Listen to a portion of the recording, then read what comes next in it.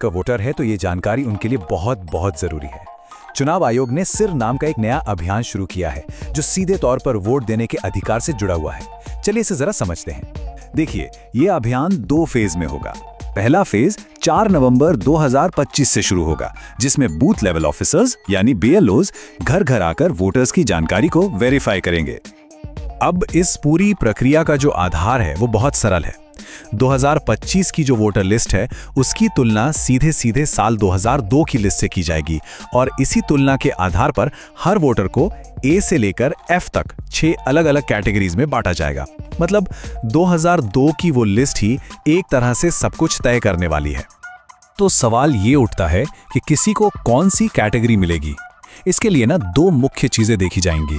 पहली, वोटर की उम्र, और दूसरी 2002 की वोटर लिस्ट में उनके परिवार का नाम है या नहीं।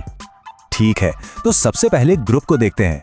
ये वो लोग हैं जिनकी उम्र 38 साल या उससे ज्यादा है, यानी जिनका जन्म 1 जुलाई 1987 को या उससे पहले हुआ है। अगर उनका नाम 2002 की लिस्ट में मिल जाता है तो उन्हें रखा जाएगा कैटेगरी A में, और अगर नाम नहीं मिलता तो उन्हें डाल दिया जाएगा कैटेगरी B में।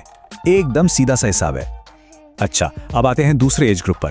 यह है 22 से 38 साल के वोटर्स, जिनका जन्म 2 जुलाई 1987 से 2 दिसंबर 2004 के बीच हुआ है। अगर इनके माता या पिता दोनों में से किसी एक का भी नाम 2002 की सूची में है तो उन्हें मिलेगी कैटेगरी C। लेकिन अगर माता पिता दोनों में से किसी का भी नाम उस लिस्ट में नहीं है तो फिर उन्हें कैटेगरी D में रखा जाएगा। और आखिर में बात करते हैं सबसे यंग वोटर्स की, यानी 18 से 21 साल के वोटर्स की। यहाँ पर नियम थोड़े और सख्त हैं। इन्हें कैटेगरी E में आने के लिए माता और पिता दोनों का नाम 2002 की लिस्ट में होना जरूरी है। अगर एक का भी नाम नहीं मिला तो उन्हें सीधे कैटेगरी F में डाल दिया जाएगा। तो ये जो A, B, C, D categories हैं, इनका आखिर मतलब क्या है? इसका जवाब मिलता है हमें दूसरे फेज में। आपकी कैटेगरी ही ये तय करेगी कि आपको अपना वोट देने का अधिकार बनाए रखने के लिए कौन से और कितने डॉक्यूमेंट्स जमा करने पड़ेंगे, और कुछ मामलों में अपना वोट देने का अधिकार बचाने के लिए इतने डॉक्यूमेंट्स तक देने पड़ सकते हैं। चलिए इस टेबल को जरा ध्यान से समझते हैं। अगर कोई कैटेगरी A में है तो बहुत बढ़िया, उन्हें कोई प्रूफ नहीं देना होगा। B, C और E कैटेगरी के लोगों को सिर्फ अपना एक प्रूफ देना होगा। लेकिन कैटेगरी D वालों को अपना और अपने माता या पिता में से किसी एक का, यानी कुल 2 प्रूफ देने होंगे। और सबसे ज्यादा कैटेगरी F वालों को अपना और अपने माता पिता दोनों का, मतलब कुल 3 प्रूफ पेश करने होंगे। और सबसे जरूरी बात, अगर ये प्रूफ नहीं दिए जा सके तो मतदाता सूची से नाम हटने का पूरा खतरा है। तो अब सबसे बड़ा सवाल, आखिर किया क्या जाए? घबराने की जरूरत बिल्कुल नहीं है। कुछ बहुत आसान कदम हैं जो अभी से उठाए जा सकते हैं ताकि आगे चलकर कोई भी परेशानी ना हो। तो सवाल ये है कि पहले फेज की तैयारी के लिए हम अभी से, राइट नाउ, क्या कर सकते हैं? देखिए, हमारा लक्ष्य होना चाहिए कि हम सबसे आसान कैटेगरीज A, C और E में आ जाएं। इसके लिए क्या करना होगा?